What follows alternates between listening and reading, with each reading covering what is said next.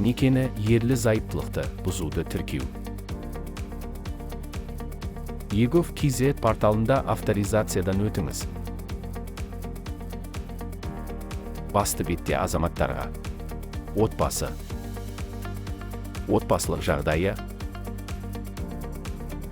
некені бұзуды тіркеу қызметін таңдап, онлайн сұрау батырмасы бойынша өтіңіз. Байланыс телефонын, өтініш түрін көрсетіңіз. Неке туралы және өтініш беруші туралы мәліметтерді толтырыңыз. Азаматтарға арналған үкімет филиалын таңдаңыз. Төлем жасаңыз. Өтінімге қол қоюдың қолжетімді әдістерінің бірімен қол қойыңыз. Сіз өзіңіздің жеке кабинетіңізде көрсетілген уақыт ішінде келіп түсетін өтінімді өңдеу туралы хабарламамен таныса аласыз.